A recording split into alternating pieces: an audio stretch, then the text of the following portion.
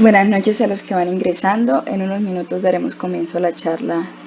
Esperamos que llegue un poco más de gente.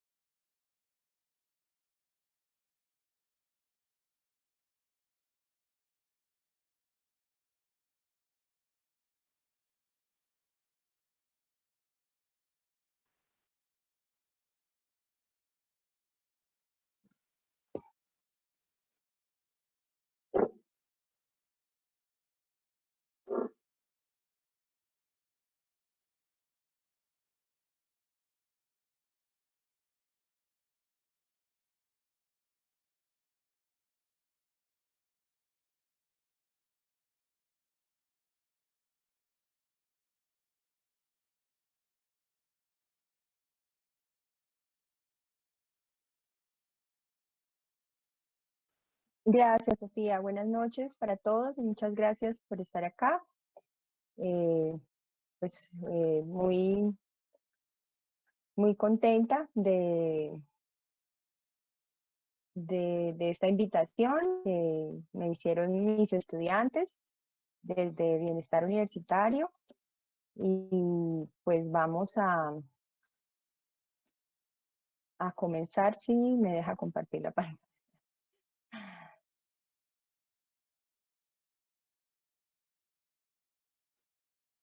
¿Me avisan si están viendo mi pantalla? Es que no. Sí, doctora.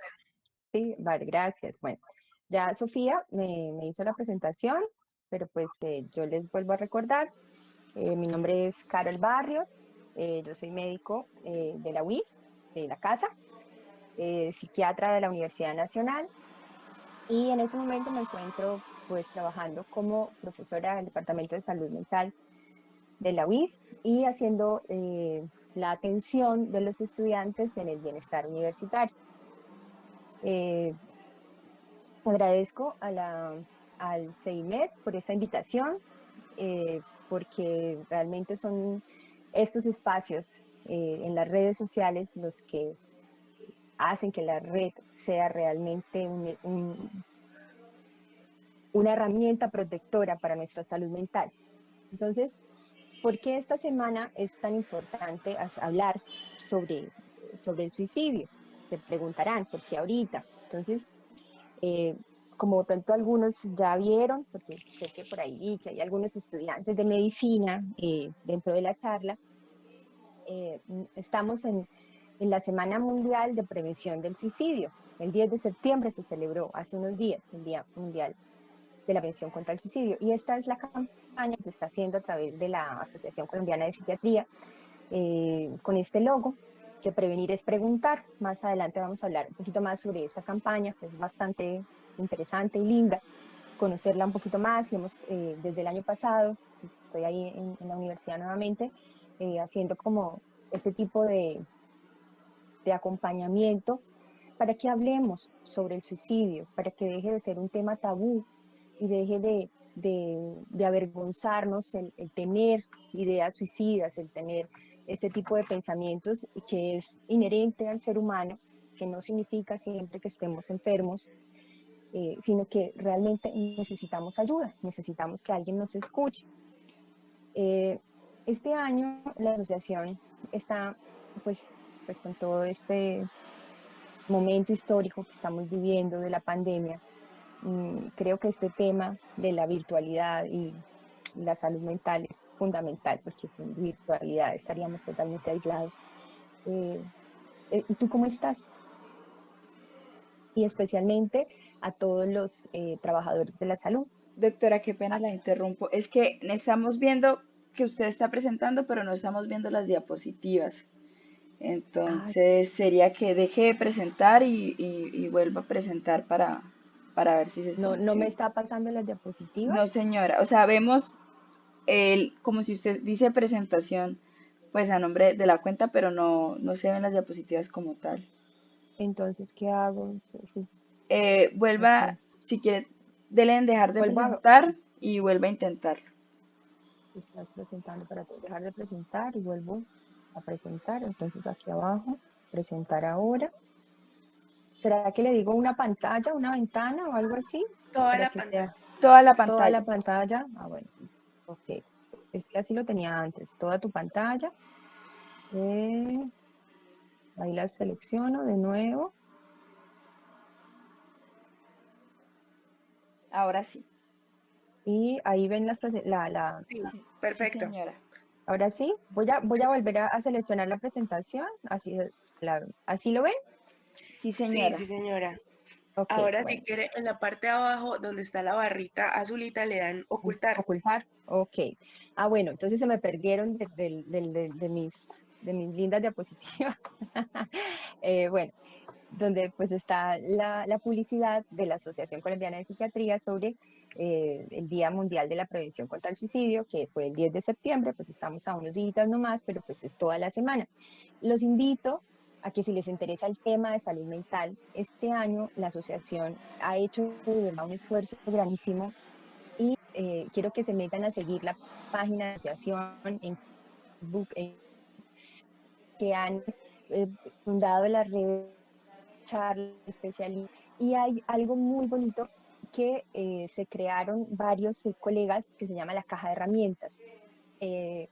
Y es una presentación interactiva donde hay muchas herramientas psicoterapéuticas para el manejo de la situación de estrés que estamos viviendo y del manejo de duelo en momentos de pandemia, que también es otro tema que no es el de hoy, pero es bien bonito y realmente muy útil. Hay meditaciones, hay eh, consejos, estrategias para ayudar a manejar como ciertos síntomas que pues, se han venido presentando a través pues, de este momento histórico. Entonces, la campaña y pues el hecho de estar aquí hoy es eso. ¿Y tú cómo estás? Que nos olvidamos muchas veces de preguntarle a nuestras personas cercanas, a nuestros colegas, a nuestros amigos, eso, ¿y tú cómo estás? Empezamos a ver que las personas están diferentes, están más aislados, están de pronto retraídos, están malhumorados y no tenemos el espacio ni la voluntad de escuchar y de preguntar, porque definitivamente prevenir es preguntar. Entonces vamos a comenzar ya con la charla, ya después de hacer como las propagandas. La charla tiene como tres temas fundamentales. Primero vamos a hablar de la conducta suicida, vamos a hacer como una contextualización en nuestra realidad sobre términos y un poco de epidemiología. Después vamos a hablar del impacto del uso de las redes en nuestra salud mental, pues de las últimas revisiones que hay. Pues yo sé que pues no todos aquí son médicos, no lo puse en términos tan científicos, más bien de un fácil entendimiento. Y además, pues después de ver como la panorámica, ¿qué vamos a hacer con esto? Porque pues estamos en una realidad y no podemos huir de ella. Tenemos que, con lo que tenemos, enfrentar nuestra realidad, que estamos en las redes y en el internet constante. ¿Qué vamos a hacer? ¿Están viendo? ¿Bien? Sí, señora. Sí, doctora, muy bien. Bueno, listo. Me siento hablándole. Bueno, entonces, estas cifras son realmente fuertes. Entonces, la OMS habla de que cada 40 segundos una persona se suicida en el mundo. Eso es muy, muy, muy alto. O sea, si vamos a mirar, entonces eso quiere decir que el suicidio es una de las principales causas de muerte a nivel mundial. Y hay algo bien diciente y es que las personas que se suicidan tienen como dos bifases, dos picos. Están las personas jóvenes de entre 15 y 35 años, 40 años, y los adultos mayores. Pero entonces, ¿qué quiere decir? Que las personas que cometen suicidio tienen muchos años de vida productiva por delante. Entonces viene a ser un problema de salud pública. Y especialmente en la población adolescencial es la segunda causa de muerte. Entonces, no es una cosa aislada ni que se presente pues poco. Realmente es una situación muy, muy frecuente que en nuestro país y en muchos lugares hay un subregistro de casos de muertes por suicidio porque el suicidio pasa a ser registrado como una muerte accidental, como precisamente porque tenemos como el tabú de la muerte por suicidio y tratamos de ocultarlo. Hay factores de riesgo para cometer suicidio y este cuadrito me pareció como bien interesante porque esto es nuevo.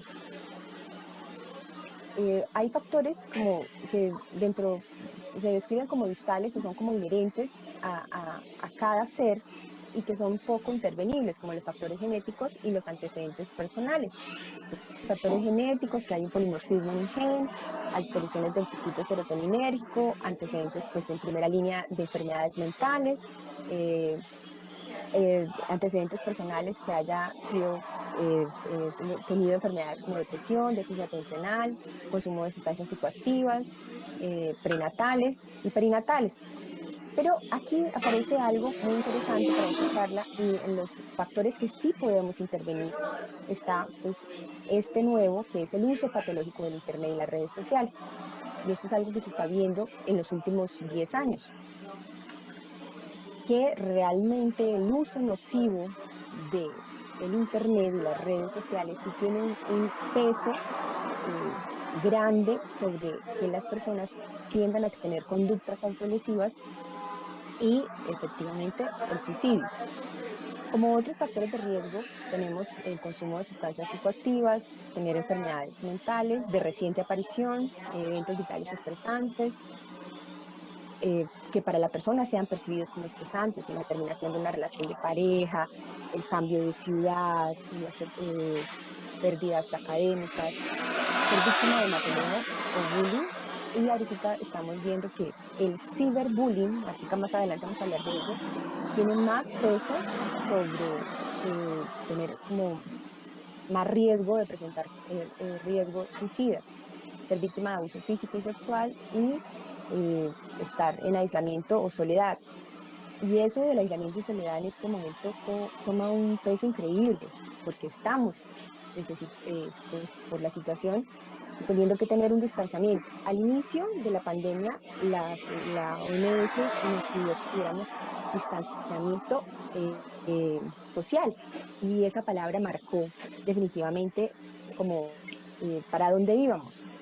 Entonces, después se dieron cuenta que no podemos tener distanciamiento social porque somos seres sociales, necesitamos de las personas que nos quieren, que nosotros queremos, amigos, familia, colegas. Lo que tenemos que tener en esta pandemia es un distanciamiento físico, y precisamente el Internet nos da la cercanía que necesitamos tener con las personas que queremos.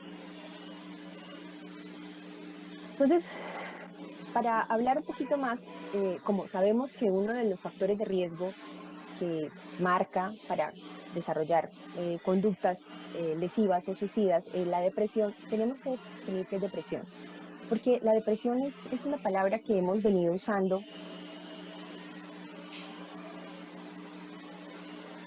de manera como muy folclórica. A veces nos despertamos por la mañana y decimos, ay, hoy estoy con la depre, hoy no me siento así como muy bien, ay, sí, es que me dio la depresión. Pero la depresión es mucho más que un estado de ánimo bajo o de pronto sentirse un poco mal.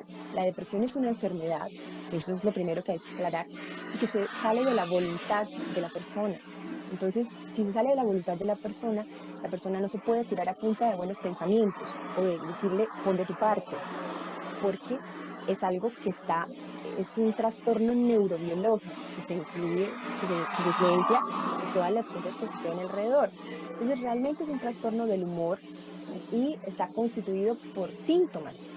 Entonces, los síntomas son lo que no es solamente no el síntoma afectivo como la tristeza o la rabia, que tenemos en los adolescentes y demás, que toda esa disforia, pero también abarca la parte cognitiva, o sea, de lo que pensamos, la parte volitiva, o sea, de lo que hacemos, lo que queremos hacer, cómo nos relacionamos, la energía que tenemos, y además de síntomas físicos, nos afecta cómo dormimos, cómo comemos, el peso que tenemos. Entonces, realmente es una enfermedad eh, compleja, que necesita un tratamiento médico. Nosotros somos muy dados en nuestro medio que si nosotros tenemos un problema del corazón, vamos al cardiólogo. Si tenemos un problema con una rodilla, vamos al ortopedista. Pero si tenemos un problema en nuestra salud mental, ¿a dónde vamos? Primero vamos al hechicero, después vamos a de la vecina que nos da una matica, vamos a la droguería, pero ir al psiquiatra es una cosa que realmente las personas consultan al psiquiatra o al psicólogo después de varios años de estar padeciendo sus enfermedades, de haber hecho muchos intentos de tratamiento con otras cosas, porque tenemos muchos preconceptos que la psiquiatría es mala, que la psiquiatría nos va a pripar, que nos va a hacer dependientes, que así no, que vamos a poder salir de esto con nuestra propia voluntad. Y cuando la persona realmente tiene una depresión mayor, no es así, necesita un tratamiento. Tratamiento me refiero no solamente a medicamentos, me refiero a un tratamiento integral. Los dos factores más importantes para presentar suicidio, para cometer suicidio, tanto en la infancia como en la adolescencia, son estos dos: haber presentado un episodio o un intento previo y tener diagnóstico de depresión. Entonces, eso nos marca para saber para dónde coger.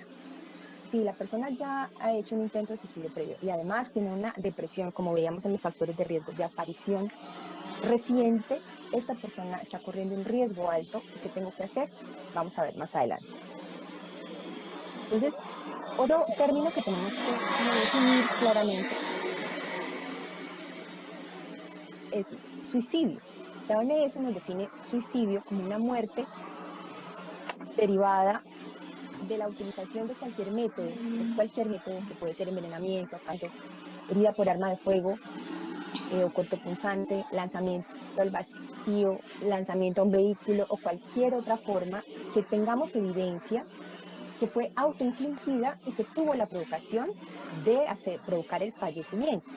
Entonces es ya la muerte, es el suicidio consumado, ¿sí? Pero nosotros tenemos un espectro amplio sobre lo que son las definiciones con respecto al suicidio. Eso es todo lo que llamamos conducta suicida, que inicia desde las ideas de muerte. Que muchas veces las ideas de muerte al inicio no son ideas como tal de quiero morir, sino más bien como quiero parar de estar aquí, no quiero seguir más, quiero desaparecer, quisiera dormirme y no despertar. Y en la medida que la situación o la enfermedad va como empeorando, estas ideas van en un gradiente de aumento, empezar a ideas de suicidio, ya no solamente es como la idea de morir o el desear morir, sino también de empezar a idear cómo llegar a cometer esa muerte. Entonces, búsqueda de información sobre el suicidio, y ahí es donde entran las redes, porque ahorita, ¿dónde buscamos información? En el doctor Google. Siempre vamos a nuestro papá Google y allá buscamos toda nuestra información. Entonces, cuando ya la persona empieza a tener ideas de suicidio, empieza la búsqueda. La búsqueda, normalmente en las redes, las preguntas que más reporta Google, porque hay estudios sobre eso, es quiero morir sin dolor, quiero morir, tengo miedo de él. Entonces, estas preguntas, esta búsqueda de información nos tiene que orientar a futuro como sociedad para proteger a las personas. Ahorita más adelante les muestro algunas iniciativas bien bonitas que tenemos sobre cómo proteger a las personas que están en este momento vulnerable de la vida.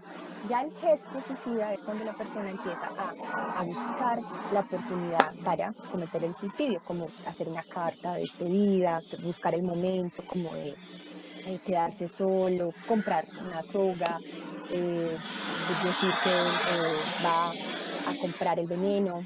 El intento es cuando la persona comete el acto, pero no consuma o no llega a tener éxito en la conducta, cuando comete el suicidio. A mí me gusta mucho como hablar sobre esto, porque con respecto a las ideas suicidas y el suicidio, hay muchos mitos. Y el suicidio es un fenómeno completamente prevenible. Y como sociedad tenemos la responsabilidad de cuidar a nuestros jóvenes y a nuestras personas cercanas. Entonces tenemos como muchas barreras y muchos preconceptos en nuestra mente que tenemos que derribar. Entonces, lo primero es, el que se va a matar no da aviso, lo que es falso. Las personas, la mayoría de personas que cometen suicidio han tenido conductas de búsqueda de ayuda, como por ejemplo publicar en redes, estoy cansado de vivir, por ejemplo han manifestado que están cansados, han estado más aislados, más irritables. Entonces, no es cierto que el que se va a matar no avisa. Las personas que se suicidan son enfermos mentales, no siempre. Muchos pueden tener algún tipo de patología mental, pero no todos. Entonces, y esa como enfermo mental es como si fuera una cosa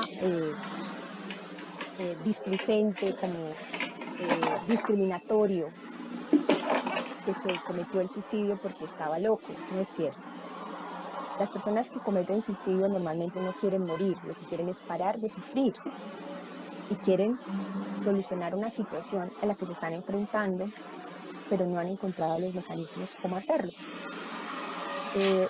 Otro mito muy, muy cruel es que el hablar del suicidio y preguntarle sobre la muerte introduce estas ideas en la persona, lo cual es falso, porque las personas ya tienen esas ideas en su cabeza y el hecho de empezar a hablar de ello, muchos estudios lo que muestra es que eso hace que la persona disminuya sus niveles de ansiedad y pueda empezar a buscar ayuda y empieza a sentirse identificado porque dentro de la terapia está la normalización, dice como muchas personas piensan en eso, no eres el único, la búsqueda de ayuda en redes, en grupos de apoyo.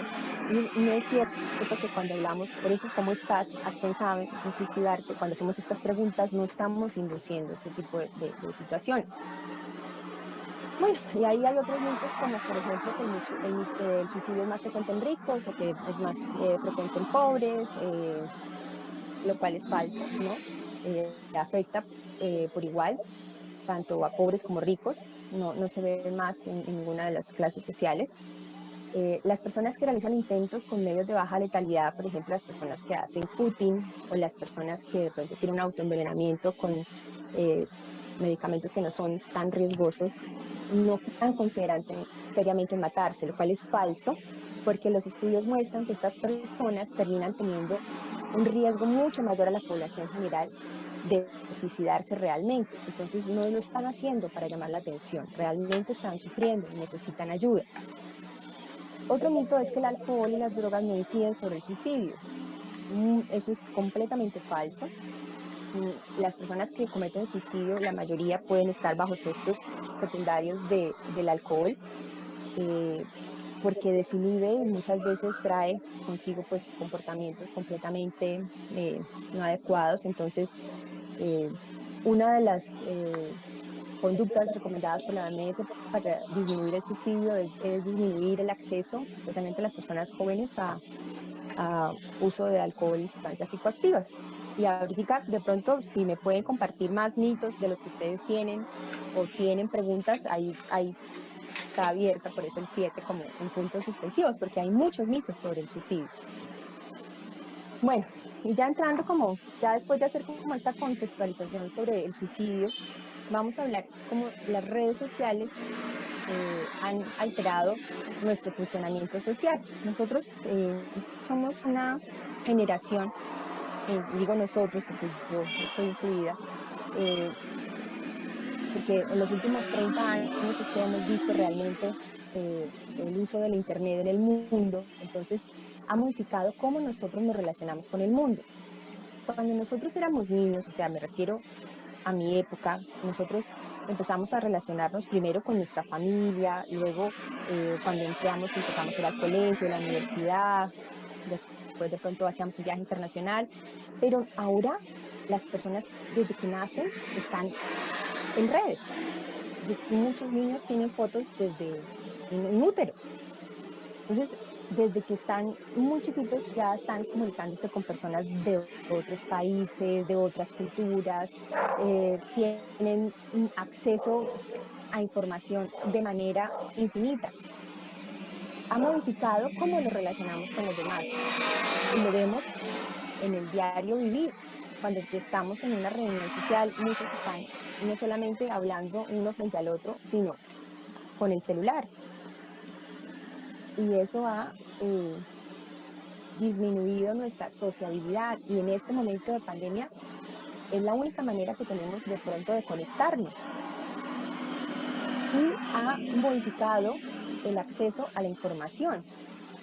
Nosotros tenemos ahora el poder de buscar y refutar toda la información que estamos manejando a nivel mundial. Ustedes pueden venir y decir, no, lo que se está diciendo, doctora, no es cierto, eso no es así, hay otras teorías. Pero además de esa información, de ese empoderamiento que tenemos del conocimiento en sí, tenemos algo y es que nos deja vulnerables, porque desde que nosotros entramos a Internet empezamos a dejar lo que se llama la huella digital y nos deja eh, un historial de quiénes somos, qué nos gusta, nuestras fotos. O sea, dejamos de tener control sobre lo que nosotros publicamos y es de el Internet. Entonces, definitivamente, las redes y el Internet modificó cómo funcionamos como sociedad. El acceso al Internet, como está en esta diapositiva, hay dos caminos. Yo puedo irme por un camino oscuro, donde no sé para dónde voy y puedo hacer muchas cosas de pronto que en vivo y en directo no me atrevería a hacer, o por el contrario puede ser muy útil y darme luces al final del camino sobre el que estoy buscando, ¿sí? En este mundo digital, porque no son mundos, son diversidades de mundos a los que yo puedo acceder, yo puedo escoger qué voy a hacer, si de manera responsable, si de manera el conocimiento, la investigación, la sociedad, entre amigos, entre colegas, o definitivamente no algo muy positivo. Eh, con el uso de las redes sociales, que pues ahora tenemos infinidad, realmente termina uno no conociendo cuántas hay: Twitter, Facebook, Instagram, no, Twitter, ahora los chicos con TikTok, bueno, millones, Pinterest. Tenemos algo, y es que nosotros tenemos, cuando ingresamos, la posibilidad de estar anónimos.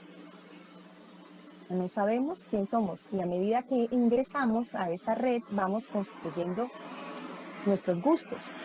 Entonces vamos colocando, si nos gusta, digamos, hacer ejercicio, publicamos si realmente nos gusta hacer ejercicio, o fotos falsas. Aquí voy, tomo una foto, me echo agüita en la cara y muestro que estoy sudando, pero realmente no hice ejercicio. O pongo publicaciones filosóficas así muy complejas, pero en la vida me he leído un filósofo. Entonces, realmente yo construyo mi identidad digital como yo quiero. Y eso hace que tengamos muchas identidades, no solamente una. Y esta red será diferente y muestre solamente el lado positivo que quieran mostrar, porque realmente en redes mostramos poco ese sufrimiento o esa realidad detrás de cámaras. Hay fotos muy chistosas que muestran como la realidad de las fotos, ¿no? Entonces sale como está de pronto volando y sale en el avión y aquí atrás de la ventana, y después toman la otra foto y es que está como en una lavadora o en una playa y está encima de un bulto de arena. Sí, no vemos, realmente no vemos la realidad detrás de todas esas fotos y todas esas publicaciones. Entonces, el uso de las redes como esta figurita puede ser del bien o del mal, pero yo decido para qué quiero usar esta red. La puedo usar para el ciberacoso, para hacer sufrir a los demás, para hacer hacking, para hackear, para hacer que otras personas se hagan daño, para lesionarlas, o la puedo usar para hacer redes con colegas, para ayudar a otros, para acercarme a mis amigos. Yo decido qué uso le voy a dar a las redes, porque yo tengo libertad. Estoy totalmente al libre albedrío cuando ingreso. Y aquí hay algo muy interesante, que nosotros estamos en una brecha generacional. Nosotros estamos con personas ahorita con espiritualidad, con los baby boomerang, que son los nacidos desde el 45 hasta el 64, que les ha tocado esforzarse y luchar para ingresar a todo este tema de la virtualidad, porque no tienen como esa facilidad. Entonces vemos a estos profesores que les ha tocado aprender a usar las TICs y que los capacitan y que sus hijos los ayudan y que para dar una clase, porque son pues docentes invaluables, o sea, que son pues demasiado buenos y necesitan seguir transmitiendo su conocimiento. Después viene la generación X, que pues hicimos esa migración porque no nacimos con el Internet, pero en nuestra adolescencia, nuestra adultez joven, empezamos a usar el Internet y las redes. Vienen los millennials, que pues nacieron ya con el Internet, y la generación Z, que es la que estamos viendo ahorita, que no se imaginan estar conectados de pronto a un teléfono fijo de tierra, y que todos ellos tienen no un aparato electrónico, sino tablet, teléfono, computador, televisor inteligente. Entonces, estas personas tienen un uso O sea, ahorita realmente, y más con esta necesidad inherente a la virtualidad, de que la austeridad está siendo virtual, el uso es constante de, de- de las redes sociales para absolutamente todo. Entonces, eh, en redes podemos tener diferentes acciones desde nuestro anonimato, porque en redes podemos ser quien podamos ser.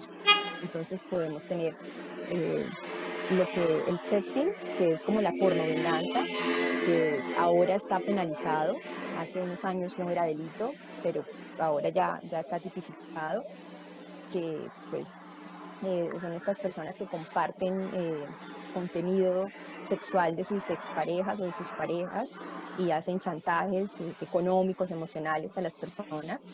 Eh, las fake news, que leía un artículo que dice que son 6 veces más virales que las noticias reales. ¿Cómo compartimos nosotros estas fake news sin muchas veces cerciorarnos la fuente, si la información es fidedigna, si realmente es o no confiable? eh, y son mucho más virales de lo que nosotros estamos repartiendo una información real. Y otra acción en red que se puede ver es que somos mucho más propensos a poder maltratar al otro sin que eso nos dé vergüenza, porque estamos en el anonimato. Entonces podemos escribirle un Twitter a cualquier persona diciéndoles que es un maldito o amenazarlo de muerte, porque estamos desde nuestra barrera. Y hay experimentos sociales donde tratamos como de poner a las personas a decir lo mismo que se dicen en redes, y las personas en vivo y en directo no son capaces porque no tienen ese anonimato. Entonces, eso también habla de cómo podemos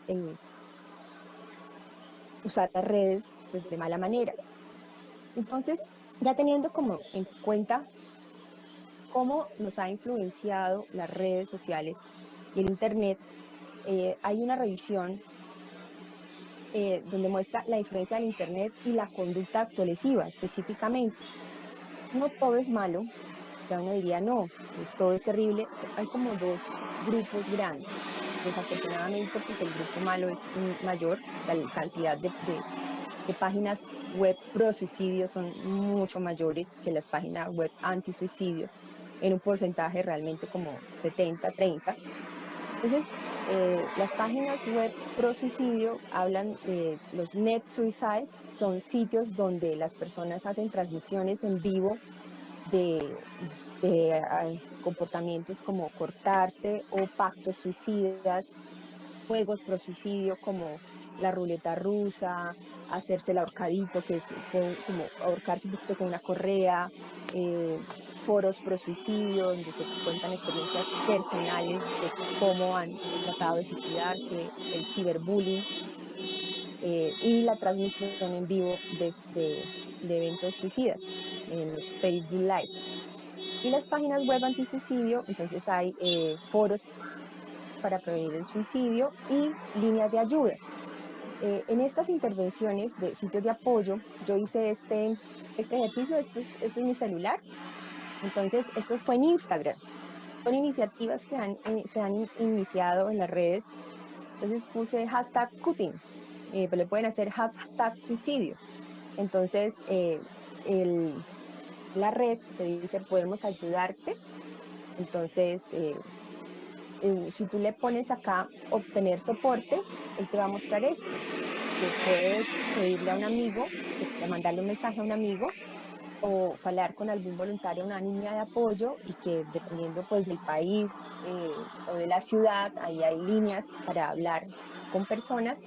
O aquí me faltó me quedó más la foto, otro ítem que es cómo enfrentar las crisis, y es una página donde habla algunas terapias de meditación, algunos tips para sentirse mejor, para estar más relajado, para enfrentar las situaciones de estrés. Y esto es real, esto lo hice hoy. Entonces ustedes pueden probar, porque es que con el volcamiento de la información, de del Big Data, de todos los datos que estamos haciendo, saben que cuando uno entra y busca, digamos un ejemplo, pasajes. Bueno, ahorita pasajes no, bueno, ropa. Entonces y después buscas, ya te sales de la ropa y entonces empiezas a leer alguna otra actividad en redes, lo primero que te sale es promoción, compre zapatos, porque usted está dejando la huella digital y si la información que usted está dando puede servir para la publicidad, ¿por qué no servir para ayudar a las personas que siguen? Entonces Instagram, Facebook está ahorita haciendo, eh, tiene trabajadores vigilando los Facebook Live para bloquear los contenidos agresivos, los contenidos, por ejemplo, de contenidos violentos como transmisiones en vivo de suicidio, foros pro suicidio, cuando están matoneando a alguien, entonces para bloquearlo. eh, y son iniciativas muy positivas que hablan de que las redes pueden ser protectoras. Eh, Definitivamente hay que hacer más estudios sobre esto. Lo que no es tan concluyente, pero lo que se dice es que los adolescentes que cometieron autolesiones tienen mayor tasas de uso de Internet. Pero entonces ahí estamos como que no se sabe si las personas cuando están eh, deprimidas o que piensan en suicidarse usan más el Internet o el Internet hace que lleve a cometer las conductas autolesivas. Entonces hay que seguir estudiando, pero lo que sí es clave, y esto es muy importante, es que hay un límite para las horas de uso del Internet y especialmente pueden ser redes o videojuegos en línea y son 5 horas al día. Cuando la persona pasa más de 5 horas conectada, como está este personaje, la asociación es lineal y alta con ideación y planeación suicida. Entonces, hablamos de una nueva como patología que es la adicción al Internet. Y entonces vemos que la persona deja de comer, deja de salir, deja de relacionarse en vivo con las personas y pasa muchas horas al día conectada al Internet y cuando no lo hace, tiene un craving, como una abstinencia y busca conectarse de alguna manera, no puede estar desconectado. Entonces, cuando la persona tiene ese tipo de conducta, tiene que hacer búsqueda de ayuda en profesionales de la salud. Lo que sí hay claro correlación con el riesgo de autolesión es el ciberacoso. El ciberacoso, cuando una persona, un adolescente, que pues todos ya están en redes, realmente el 90% de los adolescentes tienen algún tipo de teléfono inteligente o algún medio para ingresar a las redes sociales, eh, muestran que por lo menos una vez en la vida el 40% de esos chicos van a sufrir de ciberacoso. Entonces es muy alto el riesgo. Entonces esto genera emociones negativas, vergüenza, humillación y genera que las personas que sufren de ciberbullying comparado con el bullying tradicional tienen un porcentaje más alto. Con el bullying tradicional es un 40%, el ciberbullying es un 50% de riesgo de sufrir autolesiones. Entonces, eh, lo otro es que las personas que han sufrido ciberbullying también han tenido bullying en presencialidad. Entonces no es como solamente ciberbullying, sino también viene de atrás. Y esto es muy interesante, que no solamente la tasa de suicidio se eleva para la persona que es víctima, sino también para el abusador. Entonces, el acosador, la persona que comete el maltrato, también tiene una tasa del 1.5 más alta que la población general. Entonces, es una tasa mucho más alta. ¿Cuáles son los medios más comunes para cometer ciberbullying? El email, la mensajería instantánea y salas de chat. Como tal, redes así como Facebook, Instagram, que son más públicas, no. El ciberacoso es más como independiente, aislado. Eso como la parte negativa. La parte positiva de de las redes es que estamos hablando de la telesalud, de todo lo que nos ha traído pues esta virtualidad. Y es que tenemos muchas opciones para mejorar nuestra salud. Entonces aquí tenemos varias de ellas. Una son los aplicativos, que tenemos muchos aplicativos para mejorar nuestro estilo de vida, nuestra salud. Por ejemplo, algunos para mejorar nuestros hábitos de sueño, hay aplicaciones para meditar, para inducir el sueño, el Sacal, Meditopía, hoy un reciente modelo de YOLO, que les gusta, que los ayuda a dormir mejor, con sonidos de la naturaleza. Hay otros para monitorear esto, si está haciendo actividades físicas.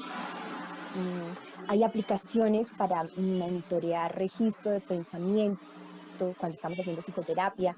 Hay aplicaciones para registrar el estado del ánimo, que nos sirve para llevar como un registro. Entonces son oportunidades de la tecnología y de la virtualidad que nos ayudan a mejorar nuestra salud. Hay aplicaciones en videojuegos para hacer diagnósticos y terapias en ciertos tipos de patología mental. Hay grupos de apoyo en redes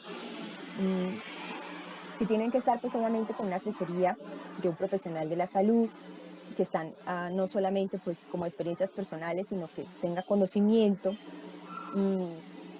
Hay robots que pues, se ayudan para la compañía. Hay robots mascotas que hacen que las personas se sientan acompañadas, que les revise sus necesidades. Los dispositivos de monitoreo, como los relojes inteligentes, los smartwatch, que hace que te diga, digamos, el mío me dice es hora de ponerse de pie, cuando llevo muchas horas de consulta, bueno, parece porque lleva ya mucho tiempo sentada, entonces hay que moverse. Otros me recuerdan que es hora de tomar un respiro, de meditar, como de tomarse un momento para descansar. Otros que le sirven de pronto al médico, si le está pidiendo que cambie sus estilos de vida, cuántos pasos está dando, si está más aislado. Y lo que tenemos ahorita en vigor, la telemedicina, que gracias a esta pandemia, pues no puede ser todo negativo, se impulsó 10 años de lo que podría verse y ha hecho que podamos continuar atendiendo a nuestros pacientes de manera telepresencial, de una manera, y en psiquiatría realmente es muy parecida a la presencialidad, y poder continuar con nuestros tratamientos, con nuestras intervenciones, llegar a lugares donde no hay especialistas y que el tiempo de espera sea mucho menor, porque la disponibilidad y los horarios son mucho más amplios. Entonces, hay muchas cosas positivas con respecto pues, a como todo esto, estas opciones en redes de telesalud. Bueno, entonces ya como con esa panorámica que hay cosas buenas, cosas malas, ¿qué vamos a hacer? Entonces, estamos inundados por las redes, somos redes, estamos en Internet. No tenemos cómo huir, cómo bloquear. Entonces, en casa, ¿qué tenemos que hacer? Lo primero es limitar el tiempo. No podemos, nosotros tenemos que limitar el tiempo, no solamente como padres, sino también como humanos, tenemos que limitar el tiempo que pasamos en redes y lo ideal es menos de 2 horas en redes. No en internet, porque ahorita todo lo hacemos en internet, entonces no cuentan la hora de clase, la hora de trabajo, no. Juegos, televisor, series, redes sociales, que no pasen de 2 a 3 horas diarias, ¿sí? Tenemos que dar ejemplo. Estamos hablando de que es peligroso, que las consecuencias con el sobreestimulación puede traer a consecuencias negativas a nuestra salud, pero no podemos hacerlo nosotros y pedirle a nuestros hijos que no sean responsables de ello, ¿sí? Entonces tenemos que dar ejemplo y tenemos que desconectarnos y hacer actividades en presencialidad, cocinar, actividades físicas, juegos de mesa. eh, si las personas están solas, yo les pido, hay actividades en redes, pero no de mirar fotos y sigue y sigue y sigue. Y eso realmente, ese sigue, sigue, sigue, activa mecanismos neuronales de que hacen como lo mismo que haría consumir alguna sustancia psicoactiva, la recompensa. Viene después, que viene después, y la búsqueda y la búsqueda. No, por ejemplo, entonces tengo pacientes que me dicen, no, vamos a jugar, jugamos ajedrez en línea, jugamos parqués y nos reímos. Hace unos días con mi grupo familiar hicimos un bingo y entonces jugamos el bingo y gritábamos bingo pero nos conectábamos, a pesar de que eran en internet, nos conectábamos de manera presencial, o sea, con la persona, ¿sí? Hay que dialogar, hablar de lo que nos está pasando, preguntarle a las personas cercanas, no dejar como que el día pase y no sepamos qué está pensando y qué está sintiendo la persona que está cercana a nosotros. Y lo que tenemos que tener es que si nosotros le damos a nuestros hijos, a las personas cercanas, eh, un dispositivo electrónico, tenemos que tener reglas que tienen que tener consecuencias tanto positivas como negativas con su uso. Si tú te excedes en los videojuegos y no haces tu tarea, entonces, ¿qué va a pasar? ¿Sí? Y si lo haces bien, entonces el fin de semana lo puedes usar. Pero eso es algo que como familia lo tenemos que definir y tener claras cuáles son las reglas, ¿sí? ¿Qué otras acciones? ¿Sí? La acción principal y los estudios lo que más describen que las redes afectan es que se usen en las noches, a altas horas de las noches, porque eso hace privación de sueño y una de las causas que inicia la patología mental es deprivar el sueño. O sea, dormir mal por estar usando los dispositivos electrónicos, por estar mirando las redes sociales, por estar mirando series. Entonces, hay que desligarse, de desconectarse del dispositivo por lo menos 1 o 2 horas antes de irse a dormir. Y hay que tener medidas de higiene del sueño. Entonces, nada de ver eh, televisión en la cama, celular en la cama. El celular se apaga, se desconecta a la hora de ir a dormir.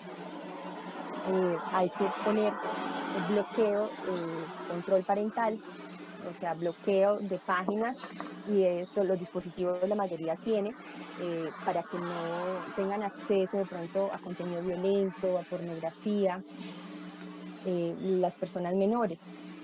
Mm, Lo otro es que el control lo tienen los papás o las personas que son autoridad en la casa, ¿sí?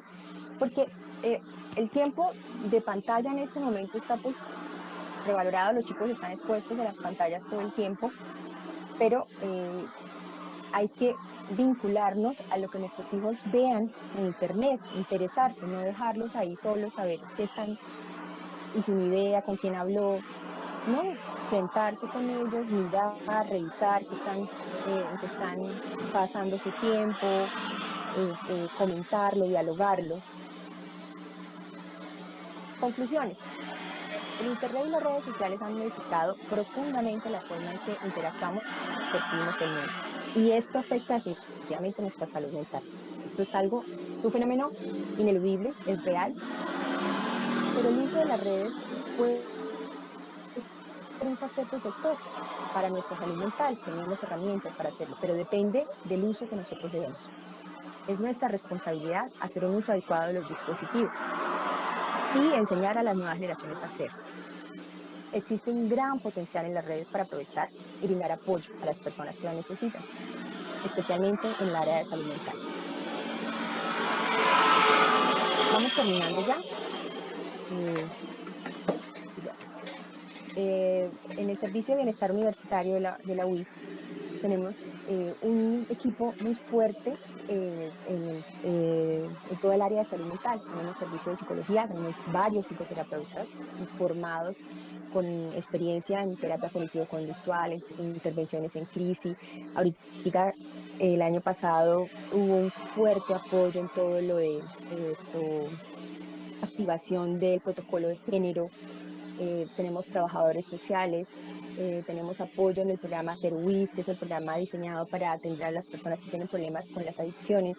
Tenemos apoyo en psicopedagogía con el programa PANRA, que es para ayudar a las personas que están teniendo problemas con la parte académica, para hacer tutorías, hacer evaluación psicopedagógica, si el chico tiene algún trastorno del aprendizaje. Y ahí estoy yo en el servicio de psiquiatría general para atender la consulta. Entonces, ¿cómo se accede a este servicio? Es pedir cita, se puede pedir cita directamente con psicología, con trabajo social o con medicina general. Esas son las citas directas. Y ya para acceder de pronto a psicopedagogía, a hacer WIS, deben ser remitidos por alguna de las especialidades como primarias de medicina general o de psicología. La disponibilidad de la agenda para la consulta es amplia. No estoy solamente yo, también está otra psiquiatra, que es la doctora Maritza Ballesteros, y también está la doctora Marta Dalos. Entonces es un equipo amplio para atender pues toda la necesidad de salud mental ahí en la universidad. Bueno, ya para cerrar, esta es otra de las publicidades de la asociación, que se llama hashtag Yo también voy al psiquiatra, un hashtag muy positivo. Y es esto, como muchas personas contaron que iban al psiquiatra, personas de todo índole, profesionales, amas de casa, estudiantes, contaron su historia en videos muy cortos, de cómo les cambió la vida yendo al psiquiatra. Y todos nos pusimos la camiseta de hashtag Yo también voy al psiquiatra para desmitificar, y bajarle un poquito como ese preconcepto negativo, de ir al psiquiatra, ir al psicólogo, ir a recibir algún tipo de asesoría en salud mental. Y esta es otra campaña, pues hablando de las redes, como todos se lo preguntamos al doctor Google, entonces aquí en estas letricas parecen como las letricas de Google, ¿no? Hijo, aquí puede ir cualquier palabra, eh, amigo, compadre, parcero, en este año, médico, enfermera, ¿estás pensando en suicidarte? Porque prevenir es preguntar. Y tenemos que preguntar, tenemos que quitarle ese tabú de que hablar de suicidio es malo. Tenemos que hablar sobre suicidio.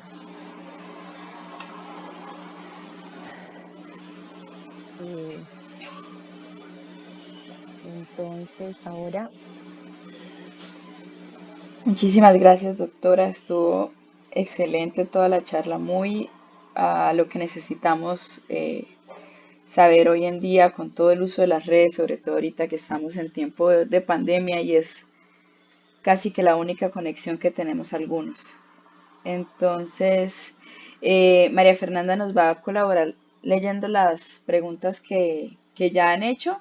Recuerden que, pues, a partir de este momento pueden pedir la palabra para hacer alguna intervención, para hacer alguna pregunta y pueden seguir compartiendo sus preguntas tanto por este chat como por el de WhatsApp. Entonces, Mafe, por favor.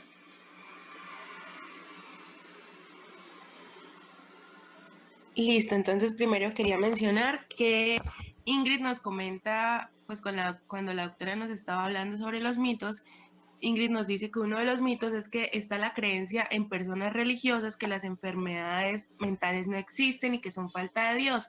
Entonces el intento de suicidio cae en la categoría de pecado. sí, ese es uno de los mitos y de pronto, eh, de que lo que nos pide la OMS que no hagamos, que es juzgar a las personas que piensan en suicidarse, que las juzgan como débiles, como pecadoras. Tienes también bajarle como a, a esto que nosotros no vamos a pensar en un suicidio porque no creamos en Dios, sino porque realmente tenemos una enfermedad. Entonces, es importante también eh, tener como claro que no va una cosa con la otra. Qué buen mito, gracias. Lo voy a poner Listo. en mi presentación. Bueno, y ahora sí con la parte de las preguntas, tenemos la primera que nos la hace María Fernanda y nos dice, ¿las personas que mienten en redes sociales y crean una vida falsa pueden tener algún tipo de trastorno de la personalidad? Sí, sí puede ser, puede ser. Eh, como tal, el trastorno de personalidad pues hace que la persona realmente no se adapte a ninguna de las reglas sociales, en ninguno de los ambientes, no solamente en redes, eh, en su trabajo, en sus relaciones interpersonales, en el estudio. eh, pero realmente diagnosticar un trastorno es bien difícil. Eso es una entrevista a profundidad, de pronto con la familia, pero todos tenemos como ciertos rasgos de ciertas como características. A veces unos somos como más obsesivos, otros más extrovertidos, unos más como alegres, ¿sí? Pero claro, las personas que mienten en redes y hacen como esa virtualidad posiblemente tienen algún trastorno de personalidad evitativo, quieren demostrar otro tipo de, mostrar como hablábamos otra cara en la virtualidad, mostrar otra identidad. y de pronto la búsqueda de algo no tan, de un camino no tan luminoso en la red, sino más bien una búsqueda de hacer daño. Claro que sí, puede tener un trastorno de personalidad, pero diferente a tener una patología mental. Listo, doctora, gracias. Silvia Sánchez nos dice, ¿qué hacer cuando las publicaciones en redes sociales afectan la vida personal o cómo hacer para controlar la aceptación de opiniones de otras personas? Ok, siempre cuando estamos en redes, las personas van a opinar sobre lo que publiquemos. Digamos, y hay una iniciativa de algunas redes de quitar el botón de like, de me gusta, porque eso ha hecho que, especialmente en las personas más jóvenes, ese autoconcepto en formación es como lo llaman algunos, como la, la parte de la autoestima se forme a través de cuántos likes consigo, cuántos me gusta, cuántos comentarios positivos, o qué tan rápido los consigo. Entonces, eh, claro, la persona de pronto ya que tiene una personalidad formada no le afecta de una manera tan intensa como de pronto es una persona más joven, más vulnerable. Entonces, por eso también hay que tener mucho cuidado con cómo nos exponemos en las redes, porque lo que yo decía, después de que uno publica una foto, la foto deja de ser mía y es de la red y se puede hacer con esa foto lo que quieran. Por eso los memes, por eso las retuitean, las republican, se hacen virales, fotos que la persona cuando la publicó no se dio cuenta que estaba de esa manera. Entonces, ¿cómo hacer para que eso no me afecte? Difícil, porque sí te va a afectar si hay un comentario negativo, pero lo que uno tiene que saber es que eso, hay que tener mucho cuidado con lo que se publica, no se puede ser como tan a la impulsividad, publicar y publicar y publicar por tener más amigos, por sí, y hay que saber como hasta qué límite se puede llegar. Y lo otro es que hay que trabajar sobre nuestro autoconcepto y si la persona ve que realmente hay una afectación grande sobre lo que está sucediendo y está sufriendo de ciberbullying, hay que buscar ayuda. Primero hay que contárselo a sus familiares, no se pueden quedar callados. Una de las maneras de alimentar el monstruo, y el monstruo me refiero al matoneo, porque es un monstruo que alimentamos, es el silencio, cuando nos callamos, cuando no contamos lo que nos sucede, y eso hace que la persona que está maltratando lo siga haciendo, porque la empoderamos. Entonces, cuando contamos primero a nuestra familia, si la cosa ya se sale a mayores, de pronto hay que buscar ayuda policial, porque ustedes ya saben que hay ciberdelitos, están tipificados y se puede denunciar ante la policía. Bueno, la policía hoy no es como muy bien. Eh, Se puede denunciar, entonces, y pedir ayuda también de pronto en la parte de salud mental para hacer terapia y mejorar nuestros mecanismos de afrontamiento a esas situaciones que nos afectan, porque pues todo puede llevar a que algo en una situación estresante nos sobrepase nuestra capacidad de manejarlo y terminemos en una crisis. Y ahí es que viene la ayuda de la parte de salud mental. Por eso les digo que no todo tratamiento debe llevar medicación. El tratamiento es un tratamiento integral y una valoración de qué necesitamos.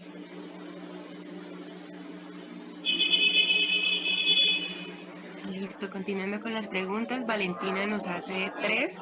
¿Cuál es la relación entre el consumo de sustancias y el riesgo suicida? ¿Cuáles son las sustancias más asociadas y qué estrategias podemos usar para dar apoyo en caso de relación entre riesgo suicida y consumo? Bueno, sí, el riesgo suicida y el uso de sustancias psicoactivas es bastante alto, además que no va como únicamente el trastorno por consumo de psicoactivos, sino que además va como otra patología comórbida de base que puede ir una depresión, un trastorno de ansiedad, que la persona se está automanejando con el consumo de psicoactivos. ¿Cuáles son los que más es altísimo? En este momento creo que es como en las personas que cometen suicidio bajo efectos de alcohol, especialmente, que es la que más se ve asociada al suicidio, es casi el 60%. Eh, Realmente la que más se ve asociada es el alcohol. Los otros realmente no tanto, como de pronto la marihuana, es mucho más bajo, la cocaína, pero el que más está influenciando en ese momento es el alcohol. Y ahorita en pandemia se aumentó muchísimo los niveles de consumo de psicoactivos en casa, de alcohol, de marihuana, de cocaína, de pastillas. ¿Cómo hacer para que la persona, pues lo primero es, si la persona tiene un trastorno por consumo, debe tratarse. debe buscar ayuda en los centros de tratamiento, eh, porque pues, la persona tiene una enfermedad y muchas veces parar de consumir no va a ser fácil ni va a poder hacerlo de manera, eh, como dicen todos, yo lo controlo.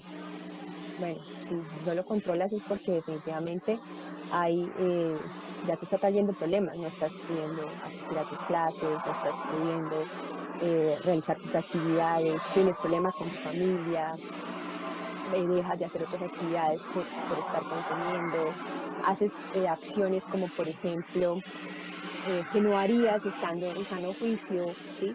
Entonces, si realmente ya la situación se salió de control, hay que consultar. Esa es la mejor manera. ¿Qué hacer? Pedir a la persona que consulte, llevarlo donde un médico, porque es una enfermedad.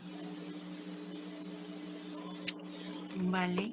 Acá tenemos dos preguntas relacionadas a lo que nos estaba comentando ahorita, doctora, sobre el uso de redes en niños. Y la primera de estas es cómo podemos llevar a cabo el control parental y la conversación acerca de las redes sociales con los niños sin que ellos se sientan violentados en su privacidad. Esta nos la hace Laura. Y Marian además nos pregunta qué recomendaciones se puede dar a padres que no logran tener ese control de uso de redes sociales y dispositivos electrónicos. Bueno, entonces, eh, ¿cómo fue la primera? Es que me quedé pensando en la segunda. ¿Me la repites, María Fernanda? Es que Listo. son dos cosas bien diferentes. Primero una y después la otra. Listo. La primera es cómo podemos llevar a cabo el control parental y la conversación acerca de las redes sociales con los niños sin que ellos se sientan violentados en su privacidad. Ok. Lo primero es que los niños, dependiendo de la edad, no deben tener redes sociales. Facebook pide que por lo menos sean mayores de 11 años. Y pues obviamente mienten para abrir los perfiles, ¿no? Eh, violentados son sus hijos y hay que tener control sobre lo que ellos buscan, dependiendo de la edad, ¿no? Estamos hablando de adolescentes, estamos hablando de niños, prepúberes, por lo menos menores de 12 años. Ustedes como papás son los que pagan las cuentas, ustedes son los que les dan el dispositivo y antes de entregar un dispositivo electrónico, como decía yo ahí, ustedes son los que ponen las normas y las normas tienen consecuencias sobre cómo él va a usar el dispositivo, que no interfiera sobre las actividades obligatorias, como estudiar, como hacer ejercicio, como compartir en familia. Y lo principal es dar ejemplo, porque nosotros le exigimos muchas veces cosas a nuestros hijos que nosotros no hacemos.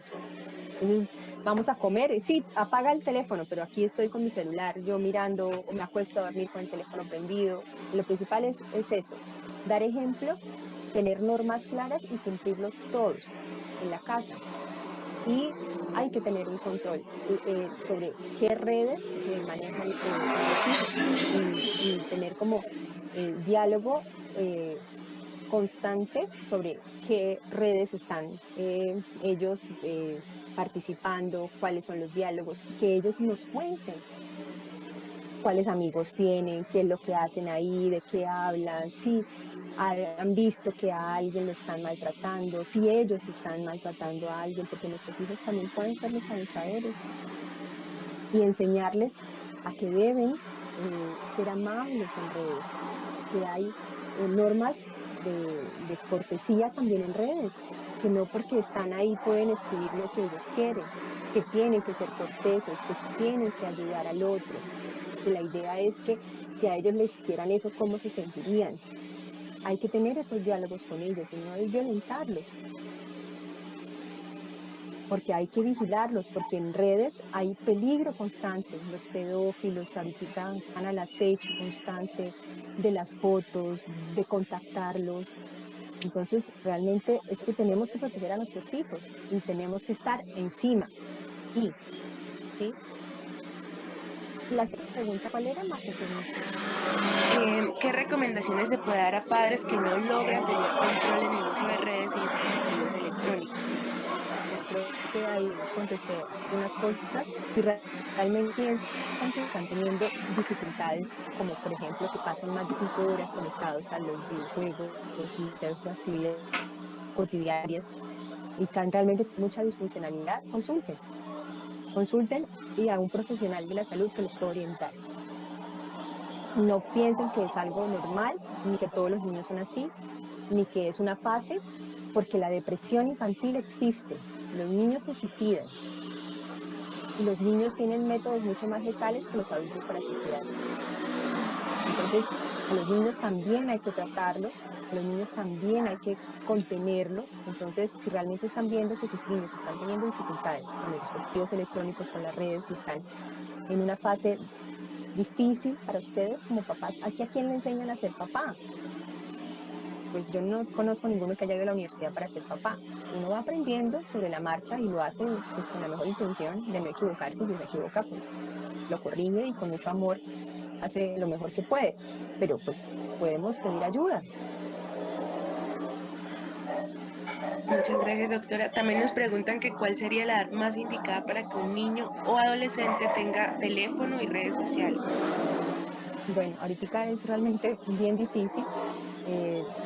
Hay tablas de la Sociedad Colombiana de Pediatría sobre la exposición a pantallas. Entonces, hay unas dicen que de 0 a 18 meses nada de pantallas. Después de los 2 años, el uso de pantallas solamente con actividades muy educativas como juegos, interacción, que el niño toque. Ya después de los 6 años, máximo 2 horas al día y supervisar. Que el niño tenga su propio teléfono, la recomendación, por lo menos después de los 10 años, 10, 12 años. Pero pues cada familia es un universo aparte, ¿sí? Y hay que pues individualizar cada caso y mirar cómo, esas son las recomendaciones de la Asociación Colombiana de Pediatría, y en este momento todos los niños tienen un dispositivo, todos los niños están conectados en redes, pues porque esta es la única manera que tenemos de estudiar, de relacionarnos, pero ahí lo más importante no es que el niño tenga o no el dispositivo, sino que como papás estemos vigilándolo, que sepamos en qué redes está, qué perfiles está usando, quiénes son los amigos de la red ahí, qué hablan, qué intereses tiene, cuáles son sus búsquedas, y que nos las comenten, que no se pierda el diálogo personal porque el niño esté conectado al teléfono o porque nosotros estemos conectados al teléfono, que es más grave todavía. Listo, muchas gracias, doctora. Varias personas nos hacen más o menos la misma pregunta y es cómo apoyar a una persona que ha tenido un intento suicida o que tiene algún tipo de condición psicológica pero que no quiere ir a terapia.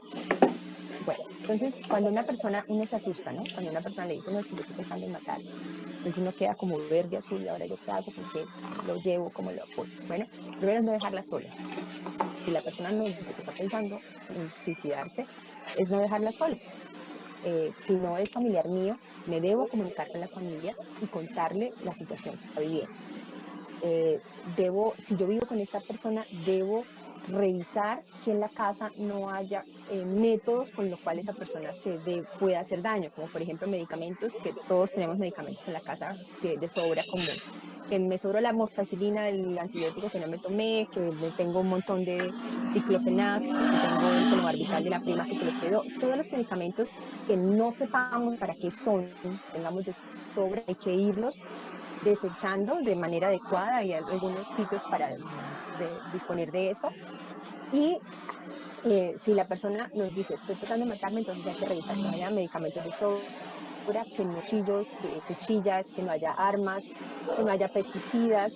Y si los hay y no los podemos desechar, guardarlos bajo llave. Y lo que les digo, estar cerca de la persona, que la persona sienta que está acompañada, porque las personas cometen suicidio cuando están solas. Entonces, ese es el primer tip. Y contarle a la familia, no pueden ustedes guardar ese secreto, no pueden ustedes como amigos quedarse con eso, deben contarle a la mamá, al papá, a la hermana. Ustedes, y yo lo veo ahí en la consulta, son la familia de mucha gente que viene de afuera, porque aquí en la ciudad pues vienen a estudiar y están solos. No los dejen solos.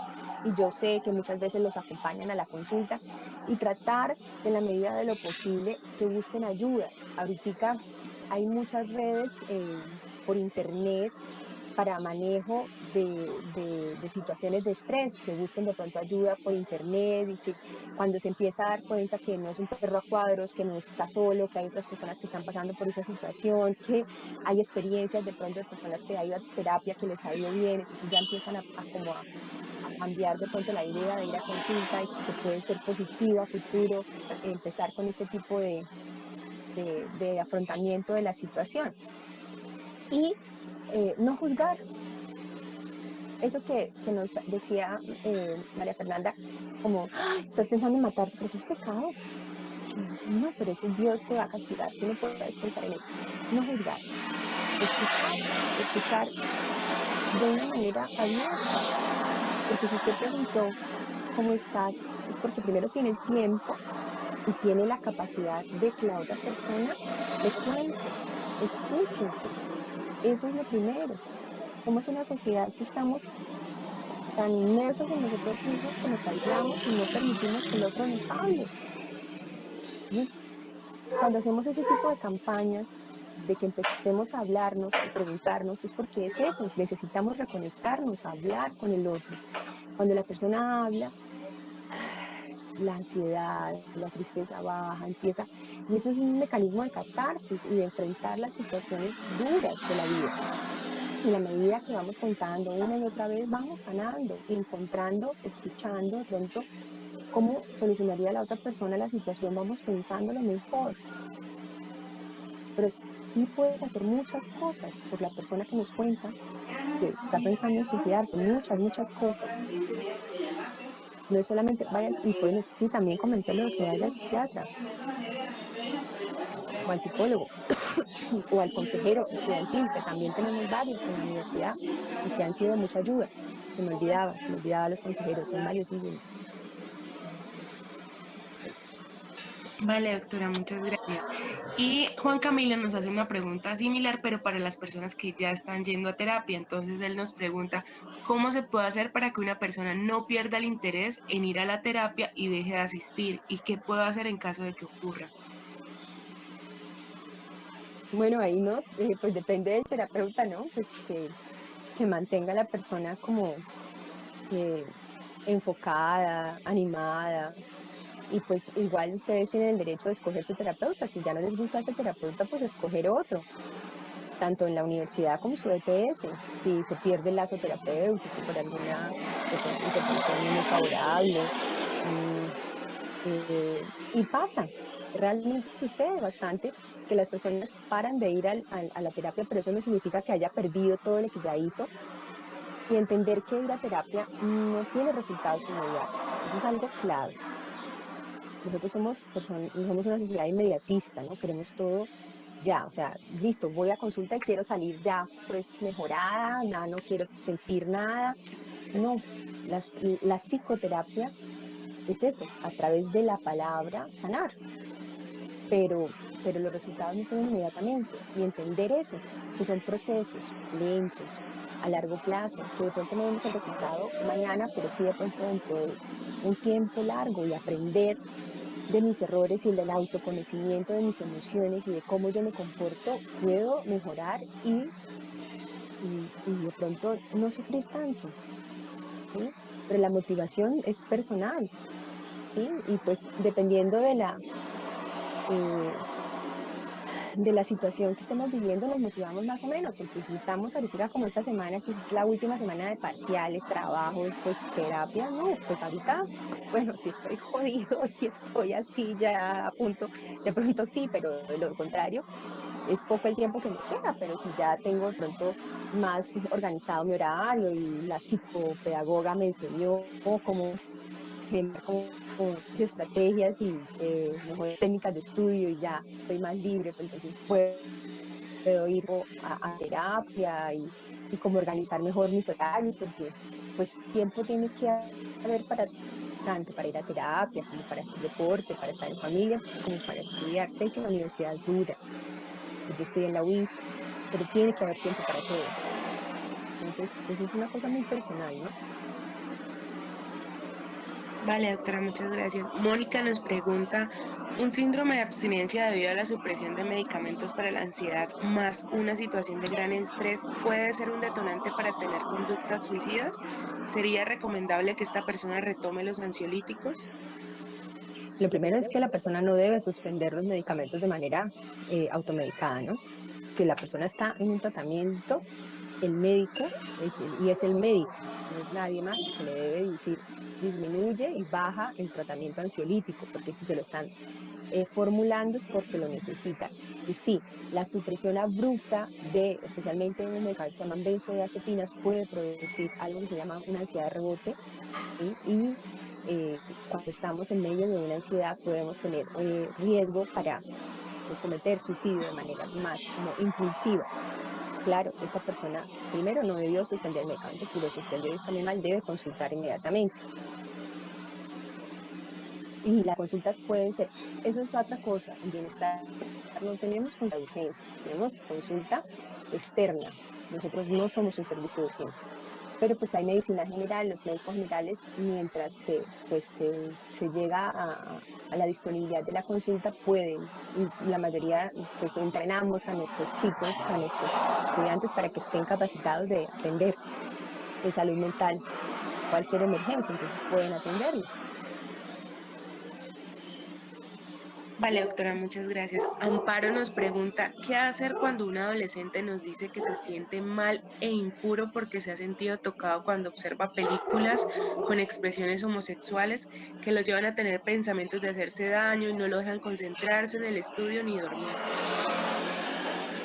Es una pregunta un poco como específica, un caso como muy puntual, creo que debe consultar, ¿sí? O sea, no es como algo general. Creo que debe consultar porque este chico está teniendo realmente bastantes dificultades en su identidad sexual, en muchos síntomas emocionales, como que le pueda decir qué hacer específicamente, pues realmente que consulten con el chico a un especialista en salud mental, psicología o psiquiatría, que prefieran o como tengan la disponibilidad de hacerlo. Y por último tenemos una pregunta de María Fernanda que dice, ¿qué hacer cuando se sufre de somnolencia excesiva y se es muy joven para tomar cualquier tipo de estimulantes o no se quiere recurrir a ellos? Bueno, la somnolencia excesiva es una patología que tiene que estudiarse. No es como que yo tengo sueño, me tomo una pastilla para estimularme o me tomo muchas bebidas estimulantes. No, hay que mirar qué está pasando. Hay que hacer estudios. Tiene que ir al médico para que le haga una entrevista clínica si es necesario. Algunos paraclínicos como eh, TSH, cuadro hemático. Mirar por qué está con somnolencia, si es que está durmiendo mal, porque la mayoría de personas que tienen somnolencia en el día tienen mal la calidad de sueño o puede tener algún trastorno de ansiedad o trastorno del afecto que está influenciando, como yo lo decía en la presentación, cuando tenemos trastornos depresivos, tenemos alteraciones físicas y una de ellas es el sueño. Entonces, más que te tomes algo o no te tomes algo, es que tienes que ser valorado por un médico para que te haga un diagnóstico de lo que estás teniendo. Vale, doctora, muchas gracias. Estas fueron todas las preguntas que nos hicieron pues en ambos chats y también pues hay una que no es respecto al tema, pero nos preguntan que en dónde se puede conseguir la camiseta de Yo también voy al psiquiatra. En la página de la asociación está, en la Asociación Colombiana de Psiquiatría, está ahí no sé si todavía era una campaña el año pasado, pero está en fase de campaña. Listo, vale, muchas gracias, doctora. Bueno, muchas gracias a todos los que participaron. Si tienen alguna otra pregunta en estos últimos minutos para hacerle a la doctora o algún comentario que quieran hacer.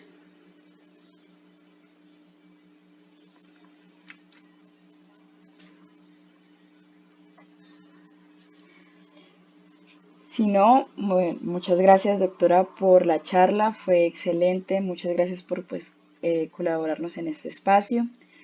De parte de CIMED y de los chicos que organizamos esta actividad, nos sentimos pues muy contentos con la participación, con las intervenciones que se hicieron. Espero que pues haya dejado una impresión en todos y que hayamos aprendido algo nuevo hoy y tengamos mejores herramientas para prevenir el suicidio y para acompañar a las personas que están pasando por alguna una situación que vulnere su salud mental. De nuevo, muchas gracias a todos por su asistencia. Al grupo de WhatsApp que tenemos, les compartiré en estos días el link del video ya subido a YouTube para que lo puedan volver a ver si quieren, lo pueden compartir con cualquier persona y nos pueden seguir en nuestra página de Instagram @seimetwiz para que sepan más sobre programación de otro tipo de actividades, no solo en salud mental, sino todas las áreas de la salud, para que pues puedan estar pendientes. De nuevo, muchas gracias y pues les deseamos una muy buena Muchas noche. gracias a todos por la presencia y por la invitación. Buenas noches. Gracias a usted, doctora. Buenas noches.